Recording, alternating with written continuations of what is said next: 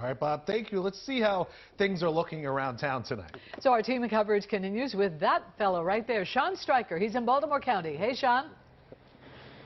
What's going on? Yeah, I can attest to that wind blowing. The flagpole behind me is getting quite the workout holding on to those flags. The wind is making it feel really cold here in northern Baltimore County. The roads right now are in good condition as they were most of the day. The roads were not a problem. Those road crews put in a lot of work. What was a problem? Power outages affecting thousands of people across the state.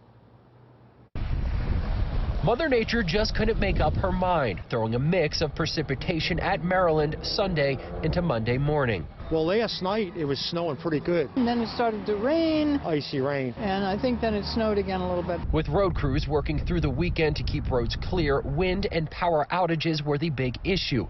At noon today, there were more than 5,600 power outages reported across the state. Austin Knight's power went out around 10:30 last night. Went out this morning, it seemed like every house plus quite a few streets down the York Road were out. Got home this afternoon, still not on. For Knight, no power means no heat, a major concern for this father. I got a 9-month-old baby, so we were worried about him and, let alone pipes and everything else. But, when you got a little baby and it's cold in the house, you start getting worried. Luckily, they were able to take the baby to his parents' house. We reached out to BGE, who said they are actively responding to sites impacted by winter weather, but they couldn't give details on specific areas. Dad! Yeah. For those who didn't lose power, it was a day to play in the fresh snow. On Friday, we're prepared for this great snow that was going to come on Sunday. We were hoping for 6 inches, but we'll take what we can get.